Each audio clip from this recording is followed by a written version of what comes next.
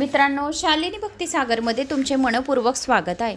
तर मित्रांनो, आज आपण या व्हिडिओच्या माध्यमाने ऐकणार आहोत श्री स्कंद महापुराण। तर सर्वांना आज रामनवमीच्या खूप खूप शुभेच्छा। तर प्रभू श्रीरामाचे सर्वात जास्त जणांनी आज जय श्रीराम जय श्रीराम श्रीरामचंद्रेश्वराय नमः या मंत्राचा स्कंद महापुराणमध्ये जप सांगितला आहे। तर श्रीरामचंद्राय नमः, ओम श्रीरामचंद्राय नमः हा मंत्र जर आपण सलग 40 दिवस जर केला तर सर्व पापांचा नाश होतो आणि त्याशिवाय प्रभू श्री रामचंद्राचा आपल्यावर आशीर्वाद होतो असं मागच्या व्हिडिओमध्ये सांगितलं होतं। तर सर्वांनी अगोदर कमेंट्स बॉक्समध्ये जय श्रीराम नक्की लिहा आणि कोणी चॅनलला नवीन आलं असेल तर लाल बटनवर सबस्क्राईब करा, ऑलवर क्लिक करा आणि जास्तीत जास्त जणांना शेअर करा। कुठून कोणत्या गावावरून तुम्ही माझा हा व्हिडिओ ऐकत आहोत आपल्या गावाची कमेंट्स नक्की करा। आज दुर्गा अष्टमी आणि रामनवमी एकत्र आलेली आहे, तर सर्वांना दुर्गा अष्टमी आणि रामनवमीच्या शुभेच्छा। तर आता आपण ऐकूया आज या व्हिडिओच्या माध्यमाने एकांत रामनाथ हनुमंत कुंड अगस्त्य तीर्थांचा महिमा, राम लक्ष्मण जटा लक्ष्मी अग्नितीर्थाचा महिमा, खूप छान छान कथा आहेत पुढच्या। रामेश्वर महालिंगाच्या महिमा, क्षीरकुंड कपितीर्थाच्या महिमा, चक्रतीर्थ शिवतीर्थ शंखतीर्थ कोटीतीर्थाच्या महिमा, सर्व तीर्थ धनुष्य कोटी तीर्थाचा महिमा म्हणजे प्रभू श्री रामांच्याच कथा आहेत। तर रामनवमीच्या प्रभू श्री रामांच्या कथा स्कंद महापुराणामध्ये योग संयोगने आलेले आहे, तर सर्वांनी ऐका। श्री गणेशाय नमो नमः। वक्रतुंड महाकाय सूर्यकोटी समप्रभ निर्विघ्नं कुरु मे देव सर्व कार्येषु सर्वदा। शेअर करायला विसरू नका, शेअर केल्याने सर्व पापांचा तर नाशच होईल पण त्याशिवाय प्रभू श्री रामाचा आशीर्वाद प्राप्त होईल। एकांत रामनाथ हनुमंत कुंड अगस्त्य तीर्थांचा महिमा। सूत सांगू लागले, मंगल तीर्थात स्नान केल्यानंतर एकांत रामनाथ तीर्थक्षेत्री जावे आपल्या सर्व भक्तगणांवर कृपा करण्यासाठी। दशरथ नंदन स्वतः सपत्नीक या ठिकाणी सदैव निवास करतात। श्री रामबंधू लक्ष्मण व श्री रामदूत हनुमंत यांचेही या ठिकाणी निवास असते। या ठिकाणी अमृतवापिका नामक पुष्करणी आहे, यामध्ये स्नान केल्याने मरणाचे भय राहत नाही। अमृतवापीत मंगल स्नान केल्यास महादेवाच्या कृपा प्रसादाने अमृताची प्राप्ती होते। आता या तीर्थक्षेत्रास एकांत रामनाथ नाव कसे प्राप्त झाले आहे ते सांगते। 5 वर्षापूर्वी प्रभू श्रीराम सुग्रीव लक्ष्मण रावणबंध विभीषण पवनपुत्र हनुमान यांच्या समेत समुद्रात बांधलेल्या सेतूवर एकांत सीतेच्या सुटकेबद्दल विचार करीत होते। त्याचवेळी समुद्र चांगलाच खवळला होता। त्याच्या प्रचंड लाटांच्या आवाजामुळे त्या सर्वांना परस्परामधील बोलणे ऐकू येत नव्हते। या लाटांच्या आवाजांनी श्रीराम चिडले, त्यांनी समुद्रास बलपूर्वक काबूत ठेवले। त्यांचा आवाज बंद केल्यामुळे त्या स्थानास एकांत रामनाथ असे नाव प्राप्त झाले आहे। आजही त्या ठिकाणी सागर शांत असतो।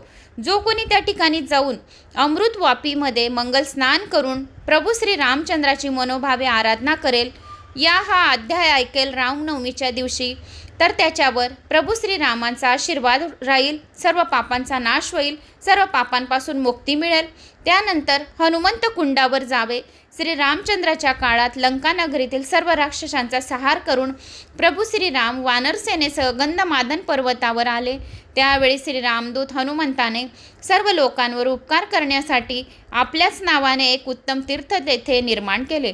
या हनुमंत कुंडात स्नान करणाऱ्यास शिवलोक प्राप्त होते।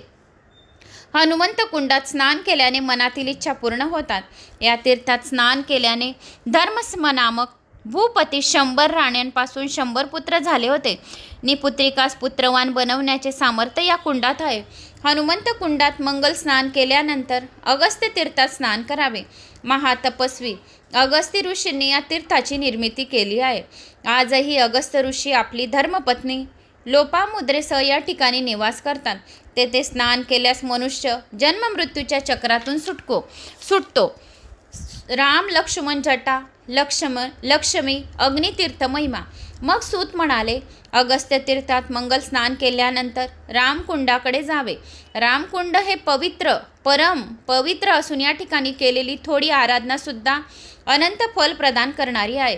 फक्त राम लक्ष्मण जटा लक्ष्मी अग्नितीर्थ असे सुद्धा फक्त श्रवण केले तरी सुद्धा त्या व्यक्तीला अनंत फलाची प्राप्ती होते, असे हे स्कंद महापुराणात आलेले आहे. स्कंद महापुराणात ज्या लोकांचे खूप काही जन्माचे पुण्य जमा असेल त्याच लोकांना ह्या पवित्र कथा ऐकायला मिळतील. असे हे स्कंद महापुराण सर्व पापांचे नाश करणारे आहे. तर अशी हे अनंत फल करणारी हे पुण्यमयी कथा आहे.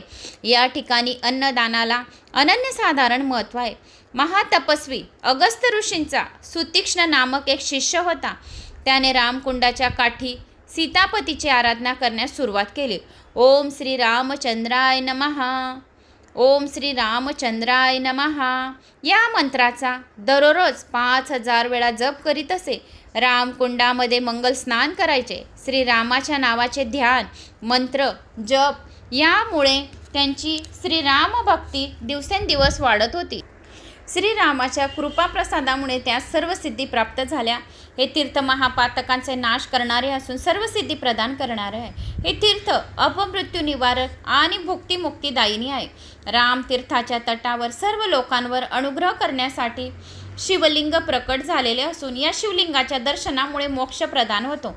रामकुंडात श्रीरामाचा जय जयकार करून मंगल स्नान केल्यानंतर लक्षुभन तीर्थात स्नान करावे. या लक्षुभन तीर्थात स्नान केल्यानंतर मनुष्य सर्व पातकांपासून मुक्त होतो. जो मनुष्य या तीर्थात स्नान करून लक्ष्मणेश्वराची आराधना करतो त्याचे दारिद्र्य दुःख सर्व संपून जाते. लक्ष्मण तीर्थात स्नान केल्यानंतर अंतःकरण शुद्धीसाठी जटातीर्थात मंगल स्नान करावे. भोलेनाथांनी गंधमादन पर्वतावर सर्वकार उपकार करण्यासाठी हे अज्ञान नाशक तीर्थ निर्माण केले. रावणास यमलोकी पाठवल्यानंतर श्रीरामाने ज्या जलाशयामध्ये आपल्या जटा धुतल्या त्यास जटातीर्थ हे नाव प्रसिद्ध झाले. या जटातीर्थात स्नान केल्यामुळे मनुष्यास ज्ञानाची प्राप्ती होते. महातपस्वी दुर्वासा ऋषी व शुकदेव यांनी त्या तीर्थात स्नान करून परमानंदाची प्राप्ती करून घेतली आहे. जटातीर्थात स्नान झाल्यानंतर लक्ष्मी तीर्थात स्नान करावे. लक्ष्मी तीर्थात स्नान केल्यानंतर मनुष्याचे दारिद्र्य नष्ट होते. लक्ष्मी मातेच्या कृपेमुळे विपुल धनसंपदा ऐश्वर्य प्राप्त होते. लक्ष्मी तीर्थ स्वर्ग व मोक्ष प्रदान करणारे असून पुत्र संतान प्राप्ती करून देणारे आहे. अशा प्रकारे या लक्ष्मी तीर्थाचे महात्म्य आहे. अग्नितीर्थाचा महिमासुद्धा महान आहे. अग्नितीर्थात मंगल स्नान करून दान धर्म केल्यास सर्व पातकांपासून पापांपासून मुक्ती मिळते आणि वैकुंठ लोकची विष्णू लोकची प्राप्ती होते. चक्रतीर्थ, शिवतीर्थ, शंखतीर्थ, कोटीतीर्थ महिमा या अध्यायात आपण चक्रतीर्थ, शिवतीर्थ, शंखतीर्थ, कोटीतीर्थ यांचा महिमा ऐकणार आहोत. फार वर्षापूर्वी ऐर्बुद्ध नामक एक महातपस्वी ऋषी गंधमादन तीर्थात विष्णुप्रिय सुदर्शन चक्राची उपासना करीत होते. त्यांच्या संमतीत ऋषीगण तपस्या करीत होते. या सर्वांच्या तपश्चर्येत विघ्न आणण्याचे काम काही राक्षसांनी केले. आपल्या भक्तांचा छळ सुदर्शन चक्रात सहन झाला नाही. त्याने सर्व राक्षसांना कंठस्नान घालून आपल्या सर्व भक्तांचे रक्षण केले. त्यावेळेसपासून त्या तीर्थाचे चक्रतीर्थ हे नाव प्राप्त झाले. या चक्रतीर्थात स्नान केल्याने भूत राक्षसांची पीडा कधीही होत नाही. या तीर्थात स्नान केल्याने सर्व मनोकामनाची पूर्ती होते. श्याममलपुरात हरिहर नामक एक गृहस्थ होते. ते वन भ्रमंती करीत होते. त्या वनात एक पारधी नेमबाजी करीत होता. एकदा चुकून त्या पारध्याचा बाण त्या हरिहरास लागला व त्याचे दोन्ही पाय तुटले. ऋषीमुनींची आज्ञा शिरोधार्य मानून तो गंधमादन पर्वतावर गेला व तेथील तीर्थात स्नान केले. स्नान केल्यानंतर त्याला दोन्ही पाय प्राप्त झाले. त्यामुळे या तीर्थास मुनितीर्थ असे नाव प्राप्त झाले. ज्याचे हातपाय किंवा अवयव तुटले असतील त्यांनी त्या तीर्थात स्नान केले तर त्यांना नवीन अवयव प्राप्त होतात. पुढे याच मुनितीर्थास चक्रतीर्थ या नावाने सर्वजण ओळखू लागले. या महाचमत्कारी अशा चक्रतीर्थात स्नान केल्याने शिवतीर्थात जावे. शिवतीर्थात मंगल स्नान केल्याने कोट्यावधी महापापांचा नाश होतो. हे तीर्थ महादुःखांपासून व असह्य नरक यातनांपासून मुक्ती देणारे आहे. शिवतीर्थात स्नान केल्यानंतर शंखतीर्थाची यात्रा करावी. या तीर्थात स्नान केल्यामुळे कृतज्ञ मनुष्यसुद्धा पापमुक्त होतो. फार वर्षापूर्वी गंधमादन पर्वतावर शंख नामक एक ऋषी राहत होते. ते भक्तियुक्त अंतकरणाने श्रीनाथाची आराधना करीत होते. त्यांनी स्नान करण्यासाठी तेथेच एका उत्तम तीर्थाची निर्मिती केली. शंख ऋषींनी या तीर्थाची निर्मिती केली म्हणून या शंखतीर्थ हे नाव प्राप्त झाले. त्यानंतर कोटीतीर्थाची यात्रा करावी. हे कोटीतीर्थ दुःस्वप्ने, महापापे, मोठी मोठी संकटे नाश करणारे असून मनुष्यास परम शांती प्रदान करणारे आहे. जो कोणी हा अध्याय ऐकेल त्याला सुद्धा कोटीतीर्थ महिमा यात्रा केल्याची पुण्यफळाची प्राप्ती होईल. आता सर्व तीर्थ धनुष्य कोटीतीर्थाचा महिमा सूत सांगू लागले. फार वर्षापूर्वी सुचरित नामक एक ऋषी होते. ते जन्मताच दृष्टीहीन आंधळे होते. कालचक्राच्या नियमाप्रमाणे त्यांची वार्धक्य अवस्था सुरू झाली. त्यांना सर्व तीर्थांना भेटी देण्याची खूप इच्छा होती, पण दृष्टी नसल्यामुळे त्यांची इच्छा अपूर्ण राहिली. सुचरित ऋषी गंधमादन पर्वतावर गेले. तेथे त्यांनी उग्र तपश्चर्या करून शंभूनाथास महादेवास प्रसन्न करून घेतले. सदाशिवाने त्यांना दृष्टी प्रदान केली. उमानाथाने सुचरित ऋषींना वर मागण्यास सांगितले. सुचरित ऋषी नीलकंठास म्हणाले, हे उमाकांता, माझे शरीर वार्धक्यामुळे म्हातारेपण आल्यामुळे खूप थकलेले आहे. मला तीर्थाटन करण्याची खूप इच्छा आहे. तीर्थाटन केल्यामुळे माझ्या अनमोल नरदेहाचे सार्थक होईल. त्यामुळे मला सर्व तीर्थांमध्ये स्नान केल्याचे पुण्य कशामुळे लाभेल हे सांगा. म्हणजे मी सर्व तीर्थांमुळे स्नान कसे करू, काय उपाय आहे. तेव्हा शंभू महादेवाने गंधमादन पर्वतावर सर्व तीर्थांना येण्याचे आवाहन केले. सर्व तीर्थांना सांगितले की तुम्ही गंधमादन पर्वतावर या असे महादेवाने आवाहन केले. सदाशिवाची आज्ञा शिरोधार्य मानून सर्व तीर्थ गंधमादन पर्वतावर आले. आशुतोष सुचरित मुनींना म्हणाले, या ठिकाणी सर्व तीर्थ निवास करत असल्यामुळे हे सर्व तीर्थ म्हणून प्रसिद्ध होईल. सर्व तीर्थ सर्व महापातकांचे नाश करणारे आहेत. जो कोणी या कथा सुद्धा ऐकेल त्यांना सुद्धा सर्व तीर्थांमध्ये स्नान केल्याचे पुण्यफळ मिळेल. सुचरित मुनींनी या सर्व तीर्थात स्नान केले. त्या तीर्थात स्नान केल्यामुळे त्यांचे वार्धक्य नष्ट झाले व नवतारुण्य प्राप्त झाले. पुढे सुचरित मुनींनी तेथेच राहून तपश्चर्या केली. मृत्यूनंतर त्यांना शिवलोक प्राप्त झाला. इतर तीर्थांमध्ये स्नान करून सुद्धा ज्या महापातकांचा नाश होत नाही ती कोट्यावधी महापातके कोटी तीर्थात स्नान केल्याने नाशी होतात. हा अध्याय ऐकल्याने कोट्यावधी तीर्थाचे पुण्य मिळते. कौसल्यासूत श्रीरामाने भगवान रामेश्वरास अभिषेक करण्यासाठी कोटी तीर्थ निर्माण केले. साक्षात गंगा मैया या ठिकाणी निवास करते. दशरथ नंदन श्रीरामाने स्वतः या तीर्थात स्नान केले आहे. या तीर्थाचा महिमा अविरणी आहे. कन्हैयाने दुष्ट कंसास ठार मारल्यानंतर सर्वत्र श्रीकृष्णाचा जय जयकार सुरू केला. एकदा देवर्षी नारद मुनी नंदलालाची सदिच्छा भेट घेण्यासाठी आले. त्यावेळी कन्हैया म्हणाला, हे देवर्षी, मी अतिशय दुष्ट असा कंसास ठार केले आहे. पण कंस राजा हा तर माझा मामा होता. भाच्याने मामाचा वध करणे हे शास्त्रानुमते महापाप आहे. या महादोषातून सुटका होण्यासाठी आपण काहीतरी उपाय करावा. देवर्षी नारद मुनी म्हणाले, हे जगदीशा, तू तर विष्णूचा अवतार आहेस, त्यामुळे तुला प्रायश्चित वगैरे काही नाही. तरी सुद्धा लोकांसमोर आदर्शवाद निर्माण करण्यासाठी तुम्ही प्रायश्चित घेणे आवश्यक आहे. गंधमादन पर्वतावर श्री रामचंद्राने रामेश्वर नामक शिवलिंगाची स्थापना केली. या शिवलिंगावर अभिषेक करण्यासाठी सीतापतीने धनुष्याच्या टोकाने पृथ्वी फोडून एका तीर्थाची निर्मिती केली आहे. तेच तीर्थ कोट्यावधी तीर्थ या नावाने ओळखले जाते. आपण या तीर्थात स्नान केले म्हणजे सर्व पातके नष्ट होतील. नारदांची आज्ञा शिरोधार्य मानून श्रीकृष्णाने धनुष्यकोटी तीर्थात स्नान केले व श्री रामेश्वराची मनोभावे पूजा केली. असा हा धनुष्यकोटी तीर्थाचा महिमा आहे. या तीर्थात स्नान केले की त्रिदेव ब्रह्मा विष्णू महेश प्रसन्न होतात. अशा प्रकारे धनुष्यकोटी तीर्थाचे महात्म्य आहे. या अध्यायाचे श्रवणाने पठनाने मनुष्य सर्व पातकातून सर्व पापांपासून मुक्त होतो आणि रामेश्वर यात्रा केल्याचे पुण्यफळाची प्राप्ती होते. महालय श्राद्ध का करावे? फार वर्षापूर्वी एक गृहस्थाने आपल्या पितरांचे अश्विन कृष्ण पक्षात श्राद्ध केले नाही, त्यामुळे त्यास वेताळ व्हावे लागले. धनुष्यकोटी तीर्थाच्या दर्शनामुळे तो वेताळ योनीतून मुक्त झाला. त्यामुळे जो मनुष्य आयुष्यभरात एकदा सुद्धा पितरांचे श्राद्ध करीत नाही त्या वेताळ योनीत जावे लागते. भाद्रपद शुक्ल पक्ष मार्गशीर्ष मास अखर हा महालय श्राद्धाचा उत्तम काल असल्याचे थोर ऋषी मुनींनी सांगितले आहे. प्रत्येकाने यथाशक्ती आपल्या पितरांचे श्राद्ध करावे. पांडवांचा ज्येष्ठ बंधू धर्मराज उर्फ युधिष्ठिर याने तर साक्षात वनवासात असताना सुद्धा महालय श्राद्ध केले. महालय श्राद्ध केल्यामुळे त्याला पितरांनी आशीर्वाद दिले. तो दुःखातून मुक्त झाला व कौरवांना यमलोकी पाठवण्यास यशस्वी झाला. मोठे मोठे महातपस्वी ऋषी मुनी यांनी सुद्धा आपल्या पितरांचे श्राद्ध केले. त्यामुळेच त्यांच्या घरी सुख, शांती, संपत्ती, ऐश्वर्य इत्यादी सर्व काही नांदत होते. स्वतःचे कल्याण साधू इच्छिणाऱ्या या दिव्य शक्ती प्राप्त करणाऱ्या महालय श्राद्ध करणे आवश्यक होते. क्षीरकुंड व कपितीर्थ महिमा. सूत सांगू लागले, आता मी तुम्हाला क्षीरकुंडाचा महिमा सांगतो. देवीपुरापासून पश्चिमेस थोड्या अंतरावर फुलग्राम नामक सुप्रसिद्ध स्थान आहे. तेथूनच सुरुवात करून श्रीरामाने सेतू बांधलेला आहे व फुलग्राम अतिशय पवित्र असून पुण्यमयी क्षेत्रदायी आहे. या ठिकाणी सर्व महापापांचा नाश करणारे हे क्षीरकुंड आहे. या क्षीरकुंडाच्या दर्शनाने, स्पर्शाने, ध्यानाने, कीर्तनाने सुद्धा मोक्षप्राप्ती होते. फार वर्षापूर्वी फुलग्राममध्ये मृदुंगल नामक महान ऋषी होते. मृदुंगल ऋषीचा महिमेचा वर्णन गणेश पुराणामध्ये आलेले आहे. मृदुंगल ऋषी हे फार मोठे तपस्वी ऋषी होते.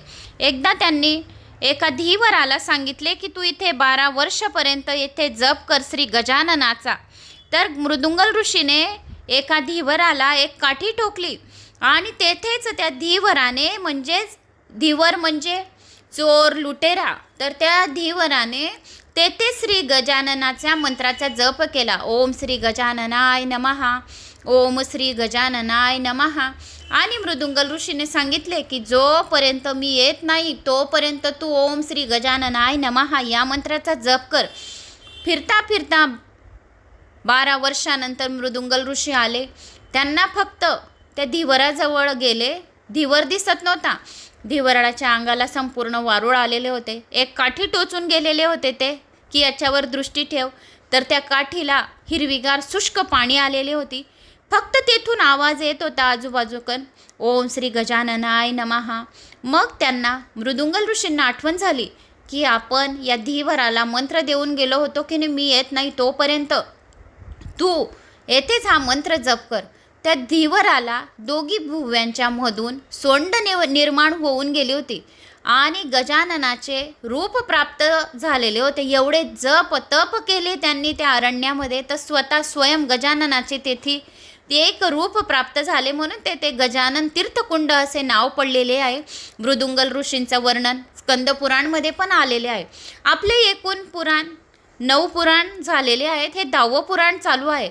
बऱ्याच काही जणांच्या अशा कमेंट्स येतात की त्या लोकांनी, त्या महिलांनी 4 वर्षात 9 पुराणं श्रवण करून चुकलेले आहेत. त्यांना आठवण आलीच असेल मृदुंगल ऋषींची. स्पष्टपणे मी तुम्हाला त्यावेळेस पण मृदुंगल ऋषींचं सांगितले होते उदाहरण. आणि आज ह्याच मृदुंगल ऋषींचं स्कंद महापुराणामध्ये वर्णन आलेलं आहे. तुम्हाला सांगितले की 18 पुराणांचा सर्वांचा सारांश स्कंद महापुराणात आलेला आहे. सर्वांचा सारांश ज्या कोणींनी 9 पुराणं ऐकली नाही, 10वं पुराण स्कंद महापुराण पण ऐकलं, तर त्यांना 9 पुराणांचं तर श्रवण करण्याचं पुण्य मिळेलच, त्याशिवाय 18 पुराणांचे पूर्ण श्रवण केल्याचे पुण्य मिळेल. आपल्याला हे पुराण बरेच दिवस जाईल, कारण की 18 पुराणांचा सारांश वाचता वाचता आपल्याला भरपूर दिवस लागून जातील. तर तसं या मृदुंगल ऋषीचं खूप महान श्रेष्ठ तपस्वी ऋषी होते. त्यांनी मोठे यज्ञ अनुष्ठान करून श्री हरिविष्णूंना प्रसन्न करून घेतले. लक्ष्मीच्या प्राणनाथांना त्यांना वर मागण्यास सांगितले. मृदुंगल ऋषींच्या विनंतीस मान देऊन सरोवरात अखंड दूध उपलब्ध करून दिले. श्रीपती म्हणाले, हे महान असे सरोवर क्षीरसागर या नावाने प्रसिद्ध होईल. यात मंगलमय स्नान करणाऱ्यांची सर्व महापातके नष्ट होतील. ऋषीवर आपल्या आयुष्य संपल्यानंतर तुम्हाला विष्णुलोकाची प्राप्ती होईल, असे सांगून श्रीनाथ अदृश्य झाले. मृदुंगल ऋषी नित्यनेमाने दुग्धधाराने श्री हरिविष्णूसाठी अग्नीस आहुती देत होते. ते मोक्षदायी अशा फुलग्राममध्ये 100 वर्ष राहिले. कालचक्राच्या नियमाप्रमाणे त्यांचे आयुष्य संपल्यानंतर त्यांना विष्णुलोकाची प्राप्ती झाली. सूत पुढे सांगू लागले, मी आता तुम्हाला कपितीर्थाचा महिमा सांगतो. कपितीर्थ फार वर्षापूर्वी वानरांनी गंधमादन पर्वतावर निर्माण केले होते. या तीर्थाची निर्मिती करून सर्व वानरांनी त्यात स्नान केले. स्नान करून आल्यानंतर त्यांनी या सरोवरासाठी वर दिला की जो कोणी भक्तियुक्त अंतकरणाने या तीर्थामध्ये स्नान करेल, कपितीर्थामध्ये, तो सर्व पातकांपासून मुक्त होऊन मोक्षाची प्राप्ती होईल. या कपितीर्थ हे नावसुद्धा आपल्या तोंडातून बोलेल, श्रवण करेल त्यालासुद्धा कपितीर्थाचे स्नान केल्याचे पुण्यफळाची प्राप्ती होईल आणि त्या व्यक्तीला मोक्षाची प्राप्ती होईल. या तीर्थामध्ये बुडी मारणाऱ्यास असह्य नरक यातना भोगाव्या लागत नाही. तसेच यमाचे दर्शनसुद्धा घ्यावे लागत नाही. हे वरदान सरोवरास दिल्यानंतर वानरांनी आपल्या स्वामींना प्रभू श्रीरामांना वर देण्यास सांगितले. प्रभू श्रीराम म्हणाले, जो कोणी या तीर्थात बुडी मारेल त्यास गंगा स्नान केल्याचे महापुण्य लाभेल. जो कोणी ही कथा ऐकेल त्यालासुद्धा गंगा स्नान केल्याचे पुण्यफळाची प्राप्ती होईल. प्रयागराजमध्ये क्षेत्रामध्ये स्नान केल्याचे ही कथा ऐकल्याने त्याला पुण्य लाभेल. तसेच सर्व उत्तम उत्तम तीर्थक्षेत्राचे स्नान केल्याचे महान पुण्य प्राप्त होईल. हे उत्तम तीर्थ कपितीर्थ निमित्त असल्यामुळे पृथ्वीवर सर्वजण यास कपितीर्थ या नावाने ओळखेल. ज्याला मोक्ष प्राप्ती इच्छा असेल त्यांनी कपितीर्थात जाऊन स्नान करावे. ह्या अध्यायाचे श्रवण करावे. आता रामेश्वर महालिंगाचा महिमा, रामेश्वर लिंगाची कथा. सूत सांगू लागले, कौसल्यासूत श्रीरामाने स्थापन केलेल्या परमपवित्र रामेश्वर शिवलिंगाचे एक वेळी जरी नुसतं दर्शन केले, या मुखामध्ये रामेश्वरम असे लिंगाचे नामस्मरण केले तरी सर्व पापांचा नाश होऊन रामेश्वर तीर्थाची यात्रा केल्याचे फळ मिळते. नुसते एक वेळा शिवलिंगाचे दर्शन केले तरीही त्याला भोलेनाथाची मुक्ती प्राप्त होते. सत्ययुगात 10 वर्षामध्ये जे परमपूज्य मिळते ते त्रेतायुगात 1 वर्षात 1 वेळा रामेश्वर तीर्थयात्रेची कथा ऐकल्याने, रामेश्वरला जाऊन प्रणाम केल्याने होते. हेच द्वापार युगात 1 महिन्यात व महाभयंकर अशा कलयुगात 1 दिवसात साध्य होते. आपल्या कलयुगात 1 दिवसातच आपण रामेश्वराचं जर दर्शन केले तर आपण सर्व महापापांपासून मुक्ती मिळते. पण जे कोणी भाविक रामेश्वराचे मंगलमय दर्शन करून घेतात त्यांनाच हे पुण्य कोटीपट पुण्य फळ मिळते. मंगलमय अशा रामेश्वर शिवलिंगामध्ये सर्व तीर्थ आहेत.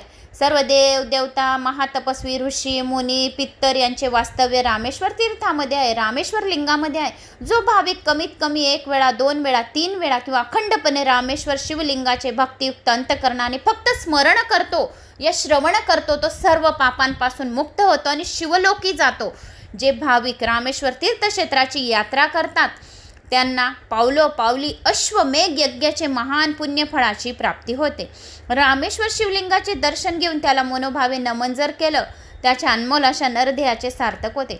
रामेश्वर शिवलिंगाची यात्रा करणाऱ्याला, या ही कथा वाचणाऱ्याला आणि ऐकणाऱ्याला, शेअर करणाऱ्याला, भाविकांच्या एखाद्या मनुष्याने जर दर्शन केले, जर तुम्ही श्रवण करत आहे रामेश्वर लिंगाची कथा, जर तुम्हाला फक्त कोणाचा स्पर्श झाला तरीसुद्धा सर्व पापे नाहीसे होतात.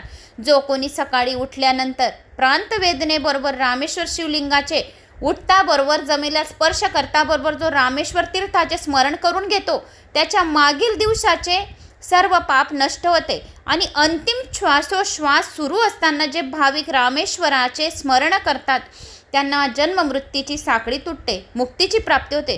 जे कोणी यथाशक्ती दान धर्म करून भोलेनाथाचे मंदिर बांधतात ते दिव्य विमानात बसून शिवलोकी जातात. जे रामेश्वर शिवलिंगात स्नान घालत असतात, रुद्राध्याय करत असतात, चमक पंचशांती करत असतात, पुरुष सूक्त पौमानदी ऋषींचा भक्तिभावाने म्हणतात, त्यांना नरकाची प्राप्ती होत नाही. रामेश्वर शिवलिंगास दयाने स्नान घालणारा मनुष्य सर्व महापापातून मुक्त होतो. विष्णुलोकी उच्च पद त्याला प्राप्त होते. रामेश्वर शिवलिंगाचे पूजन, मनोभावे स्मरण, श्रवण, वंदन करणाऱ्यास पृथ्वी असाध्य असे काहीही नाही. रामेश्वर शिवलिंगाचा महिमा अगाध आहे. रामेश्वर तीर्थाच्या कथा जो कोणी ऐकतो त्याच्या घरी महालक्ष्मी विराजमान होते. भारतातील 4 धामांपैकी एक धाम आहे रामेश्वरम. श्री बद्रीनारायण, श्री जगन्नाथपुरी, श्री द्वारकाधीशजिनी, श्री रामेश्वरम असे 4 धाम आहेत. जो कोणी रोज सकाळी उठून या 4 धामांचे निस्ते श्रवणसुद्धा केले तरीसुद्धा त्यांना 4 धाम यात्रा केल्याची पुण्यफळाची प्राप्ती होते. प्रत्येक मनुष्याने आयुष्यात निदान एकदा तरी रामेश्वराची तीर्थाची यात्रा करावी, या ही कथा ऐकावी, आपल्या नरदेहाचे सार्थक करून घ्यावे. आपले हे शरीर नश्वर आहे तर या देहाचे जर आपल्याला मोक्षप्राप्ती करून घ्यायची आहे तर रामेश्वर तीर्थाची कथा नक्की ऐकावी. प्रभू श्रीरामाने या रामेश्वर शिवलिंगाची का व कशी स्थापना केली ते तुम्हाला मी आता सांगते. रावणाचा वध केल्यानंतर श्रीराम, सीता, अंजनीसूत हनुमंत, सुग्रीव व इतर सर्वजण गंधमादन पर्वतावर आले. गंधमादन पर्वतावर श्रीरामास शुभेच्छा देण्यासाठी अनेक ऋषीमुनी त्या पर्वतावर आले.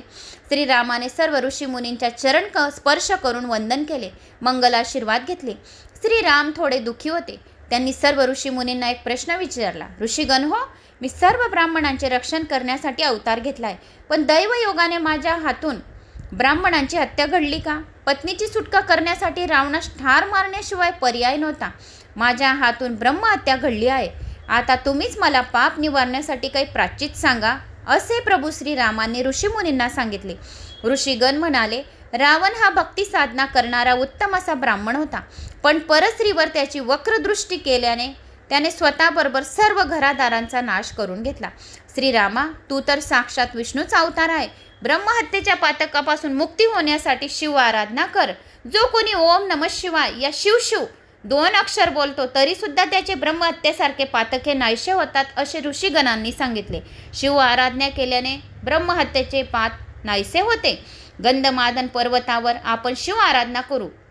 जो शिव मंदिरात जाऊन शिवलिंगाचा अभिषेक करतो तर त्याची मोठी मोठी ब्रह्महत्येसारखी पापे नाहीशी होतात. गो हत्या करणारे सुद्धा जर शिवलिंगाचे दर्शन घेतले तरी सुद्धा त्याचे पातके नाहीशी होतात. तर आपण आता पर्वतावर जाऊ, गंधमादन पर्वतावर, आणि शिव आराधना करू. लोक कल्याणासाठी येथे शिवलिंगाची स्थापना करा. श्रीरामाने ऋषीमुनींची आज्ञा घेऊन शिरोधार्य करून शिव आराधनेस सुरुवात केली. भोलेनाथ प्रसन्न झाले. त्यांनी त्या शिवलिंगास वरदान दिले. अशा प्रकारे श्रीरामांनी भोलेनाथास प्रसन्न करून घेतले. सूत म्हणाले, ऋषीगण हो, मुनिगण हो, मी तुम्हा सर्वांना अतिशय उत्तम असे महात्मे सांगितले. जे कोणी हे महात्मे वाचतील, श्रवण करतील, कोणाला सांगतील, शेअर करतील, त्यांना अग्निशेमादी यज्ञाचे पुण्यफळाची प्राप्ती होईल आणि रामेश्वर यात्राचारी धाम यात्रामधून एक यात्रा केल्याचे पुण्यफळाची प्राप्ती होईल. सर्व पातके नष्ट होतील. ज्यांच्या घरी हा परम पवित्र असा श्री स्कंद पुराण हा ग्रंथ असतो त्यांना भूत प्रेत बाधा होत नाही. जो कोणी हा अध्याय ऐकतो शनी 7:30पासून शनी बाधापासून सुटका मिळते. हा अध्याय परम पवित्र असून त्यांचे नित्य नेमाने पठन करणाऱ्यास महालक्ष्मी प्राप्त होते. सर्वांना या अध्यायाचा वाचणाऱ्याला ऐकणाऱ्याला रामेश्वर लिंगाचे यात्रा केल्याचे पुण्यफळाची प्राप्ती होते, असे व्यास मुनींनी सुतांनी प्रभू श्रीरामांनी सांगितले. आणि मग ते नंतर सुतासमेत कैलाश पर्वतावर निघून गेले. तर अशी ही प्रभू श्रीरामाची कथा होती, तर मी ती तुम्हाला सांगितली. आता आपण परमचरित्र श्रीरामचंद्राचे ऐकूया. आता धर्मान्य महिमा काय आहे आणि मग प्रभू श्रीरामचंद्राचा धर्मान्य तीर्थयात्रा कशी झाली, 5 मिनिटाची कथा आहे. मग आपण व्हिडिओ स्टॉप करूया. तर आता धर्मान्य महिमा काय आहे. एके दिवशी शौनिका दिवशी मुनिसुतांना म्हणाले, आम्हा सर्वांना एखादी महापुण्यमयीदायी कथा सांगा की सर्व पापांचा नाश होईल. त्यावेळी सूत म्हणाले, फार वर्षापूर्वी महर्षी व्यासांनी पांडवांचा ज्येष्ठ बंधू युधिष्ठिर यास धर्मान्य महात्म्याची कथा सांगितली होती. तीच कथा मी तुम्हाला सांगते. एकदा मृत्यूचे दैवत असलेल्या यमधर्माने उग्र तपश्चर्या सुरू केली. यमधर्माची ती उग्र तपश्चर्या पाहून देवदेवता घाबरले. ते सर्व देवदेवता कैलास पर्वतावर भोलेनाथाकडे गेले. देवेंद्राने सर्व देवतांच्या वतीने शंभो समोर निवेदन मांडले. ब्रह्मदेव म्हणाले, यमधर्म आपले कार्य सोडून उग्र तपश्चर्या का करीत आहे. हे महादेवा, तू यमधर्मास तपश्चर्यापासून परावृत्त कर, एवढीच आम्हा सर्वांची इच्छा आहे. शिवानीचा प्राणनाथ म्हणाला, देवगणो, तुम्ही उगीच चिंता करू नका. यमधर्मापासून कोणत्याही देवांच्या स्थानाला धोका नाही. कैलासाने हे आश्वासन दिल्यानंतर सर्व देवदेवता आपापल्या लोकी गेले. देवेंद्राच्या मनात मात्र संशय चक्र सुरू झाले. त्याने वर्धनी नामक अप्सरेस यमधर्माची तपश्चर्या भंग करण्यास सांगितले. वर्धनीने यमांची तपश्चर्या भंग केली. यमाची तपश्चर्या भंग केल्यानंतर वर्धनी अप्सरेस यम म्हणाला, तू येथे कोणाच्या सांगण्यावरून आली आहेस. तू जर खरे सांगितलेस तर मी तुला अभय देईन. वर्धनीने सर्व सत्य परिस्थिती सांगितली. वर्धनीचा सत्यपणा पाहून यम आनंदित झाला. त्याने तिला वर मागण्यास सांगितले. वर्धनी म्हणाली, लोकांच्या कल्याणासाठी माझे इंद्रलोकी कायमस्वरूपी वास्तव्य आहे. यमाने तथास्तु म्हणून त्या वरास संमती दिली. यमाने तिला दुसरा वर मागण्यास सांगितले. वर्धनी म्हणाली, याच महाक्षेत्री या ठिकाणी माझ्या नावाचे एक परमपवित्र तीर्थ निर्माण करावे. वर्धनी अप्सरेस 2 वर प्रदान केल्यानंतर यमाने पुन्हा भोलेनाथाची तपश्चर्या करण्यास सुरुवात केली. शंभू महादेव प्रसन्न झाले. त्यांनी त्यास वर मागण्यास सांगितले. यम म्हणाला, हे कैलास राणा, माझ्या नावाने सुप्रसिद्ध असे तीर्थ निर्माण व्हावे. भोलेनाथ म्हणाले, हे यमराज, मी या ठिकाणी अंशरूपाने निवास करेन. त्या ठिकाणी एक स्वयंभू शिवलिंग प्रकट झाले. त्या शिवलिंगाची स्थापना केल्यानंतर ते धर्मेश्वर या नावाने प्रसिद्ध झाले. धर्मेश्वर शिवलिंगाचा महिमा अगाध आहे. या ठिकाणी मंगल स्नान करणाऱ्याच्या व्याधींचा नाश होतो. मंगलमय अशा तीर्थात स्नान केल्याने सर्व प्रकारचे रोग नाहीसे होतात.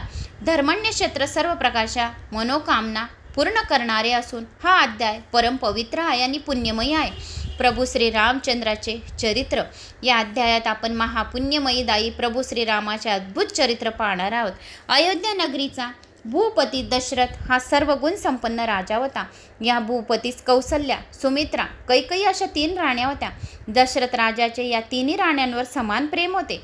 काही वर्षानंतर कौसल्यास एक पुत्ररत्न प्राप्त झाले. सुमित्रेस सुद्धा एक पुत्ररत्न प्राप्त झाले व कैकेयी 2 पुत्रांची माता झाली. दशरथ राजास व 3 राण्यांना अपार आनंद झाला. अयोध्या नगरीत मोठ्या प्रमाणात नामकरणी विधी साजरा करण्यात आला. कौशल्याच्या श्रीराम, सुमित्रेचा लक्ष्मण व कैकेयीचा भारत आणि शत्रुघ्न अशी नावे ठेवण्यात आली. कालचक्राच्या नियमाप्रमाणे ही 4 भावंड हळूहळू मोठी होऊ लागली. लक्ष्मणाचे लहानपणापासून श्रीरामावर अपार प्रेम होते. दशरथ राजाने आपल्या 4 मुलांना महातपस्वी विश्वामित्र ऋषीकडे धनुर्विद्या व इतर विद्या शिकवण्यासाठी पाठवले. श्रीराम लक्ष्मणाने यज्ञात विघ्न निर्माण करणाऱ्या राक्षसांना यमलोकी पाठवून आपल्या पराक्रमाचे दर्शन घडवले. इकडे अयोध्या नगरीत मात्र उलटे कालचक्र फिरू लागले. कैकेयीची मंथरा नामक एक दासी होती. तिने कैकेयीस भडकावून दिले की आता श्रीराम अयोध्येचा राजा होणार व भरत शत्रुघ्न त्यांची सेवा करणार. हा तुझा घोर अपमान आहे. तू श्रीरामास 14 वर्ष वनवासात पाठवून भरतास राज्याभिषेक करण्याचे वचन दशरथ राजाकडून घेऊन घे असे सांगितले मंथनाने. कैकेयीने मंथरेने सांगितल्याप्रमाणे श्रीरामास 14 वर्ष वनवासात पाठवून माझ्या भरतास अयोध्येचे राजा करा असे दशरथ राजाकडून वचन घेतले. दशरथ राजाचे श्रीरामावर अपार प्रेम होते. तरी पण वचनपूर्तीसाठी त्याने श्रीरामास 14 वर्ष वनवासात पाठवण्याचा कठोर निर्णय घेतला. श्रीरामाच्या काही महिन्यापूर्वी जनक राजाची कन्या सीतेबरोबर विवाह झाला होता. जेथे आपला प्राणनाथ जाईल त्या ठिकाणी मी जाणार आहे असे तिने सांगितले व सीतासुद्धा श्रीरामाबरोबर वनवासात जाण्यासाठी निघाली. आपल्या भावावर जीवापाड प्रेम करणारा लक्ष्मणसुद्धा श्रीरामाबरोबर वनवासात जाण्यासाठी निघाला, संमती घेतली. श्रीरामाचा विरह दशरथ राजा सहन झाला नाही. श्रीरामाच्या विरहामुळे दुःखी झालेल्या दशरथ राजाने श्रीराम श्रीराम असा आक्रोश करून देह त्याग करून दिला, प्राण सोडून दिले. दशरथ राजा 4 पुत्ररत्न होती, पण प्राण जाताना एक पण पुत्र जवळ नव्हता. श्रावण कुमारच्या वृद्ध मातापित्याने त्याला तसा शाप दिला होता की तू सुद्धा आमच्याप्रमाणे पुत्रशोकाने मृत्यू पावशील. इकडे श्रीराम पत्नी बंधूसमेत पूर्ण कुटी बांधून राहू लागले. लंका नरेश रावण यांची भगिनी शर्पणखाईची वक्रदृष्टी लक्ष्मणावर पडली. तिने लक्ष्मणास तू माझ्याशी विवाह कर असे आग्रह केला आणि सांगितले. लक्ष्मणाने तिच्या माया जाळात न अटकता श्रीरामाच्या आज्ञेनुसार तिचे कान नाक कापून टाकले आणि लंकेत पाठवले. शूर्पणखेने या अपमानाचा सूड घेण्याचे ठरवले. तिने आपल्या भावालाच म्हणजेच रावणास सांगितले की श्रीरामाची पत्नी परमसुंदरी आहे, तिला पळवून आण आणि पटराणी बनव. लंका नरेश रावणाने वैराग्याचे रूप घेतले व सीतेस पळवून आणले. सीतेने लक्ष्मण रेषा ओलांडली, त्यामुळे सर्व रामायण घडले. जटायू पक्षाने श्रीराम व लक्ष्मणास सर्व हकीकत सांगितले व प्राण त्याग केला. श्रीरामाने लंका नरेश रावणास सांगितले की तू सीतेस सोडून दे, मी तुला अभय देईन. रावणाने श्रीरामाचा प्रस्ताव ठामपणे नाकारला. श्रीरामाने आपल्या वानरसेनेसमोर रावणाशी युद्ध करण्याचे ठरवले. श्रीरामाची वानरसेना खरोखर अद्भुत होती. श्रीरामाने अनेक दिवस रावणाबरोबर युद्ध केले. अखेर श्रीरामाने रावणास कंठस्नान घालून आपल्या पत्नीची सुटका केली. या युद्धात श्रीरामदूत हनुमान, रावण बंधू विभीषण यांचे अनमोल सहकार्य लाभले. श्रीरामाने आपल्या प्रजेच्या आग्रहाखातर सीता शुद्धी केली. 14 वर्ष वनवास संपल्यानंतर श्रीराम आपल्या अयोध्यात नगरीत परतले. सर्व अयोध्यावासियांना आनंद झाला. पुढे श्रीरामास लव कुश हे 2 पुत्ररत्न प्राप्त झाले. श्रीरामाने शेवटी शरयू नदीमध्ये आपले अवतार कार्य पूर्ण केले. श्रीरामाचे जीवन खरोखर आदर्शवादी आहे. श्रीराम व लक्ष्मण यांच्यातले बंधुप्रेम आजच्या कलयुगात अत्यावश्यक आहे.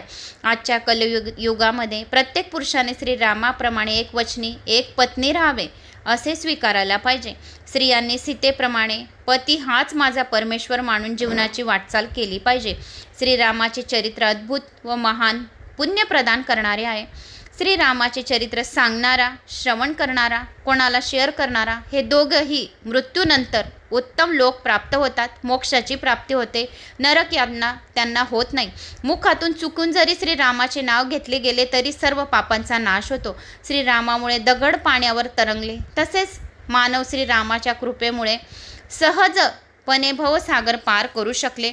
तर असे हे प्रभू श्रीरामाचे चरित्र होते. तर मी ते तुम्हाला सांगितले प्रभू श्रीरामाचे. तर मित्रांनो, मला अशी आशा आहे की तुम्हाला माझे हे प्रभू श्रीरामाच्या सर्व कथा आवडल्या असतील. तर आवडल्यास लाईक, शेअर, सबस्क्राईब नक्की करा आणि माझा आत्मविश्वास वाढवा. कमेंट्स बॉक्समध्ये जय श्रीराम चुकूनसुद्धा लिहिलं गेलं तरीसुद्धा सर्व पापांचा नाश होतो आणि आपल्याला रामेश्वर तीर्थयात्रा केल्याचे पुण्यफळाची प्राप्ती होते. आज रामनवमी असल्यामुळे योग संयोगने आपल्या स्कंद महापुराणामध्ये प्रभू श्रीरामाच्या अवतारांच्या कथांचे भरपूर वर्णन 35 मिनिटात आलेले आहे. तर आपण एवढे 35 मिनिटं प्रभू श्रीरामासाठी काढले, पण आपण कीर्ती तीर्थ यात्रांमध्ये स्नान केल्याचे पुण्य आपल्याला मिळाले, कोट्यवधी पुण्यफळाची आपल्याला प्राप्ती झाली, असे स्वतः या स्कंद महापुराणात सांगितले आहे. तर लाईक, शेअर, सबस्क्राईब नक्की करा. कमेंट्स बॉक्समध्ये जय श्रीराम करायला विसरू नका. जय श्रीराम या आपल्या गावाची कमेंट्स नक्की करा.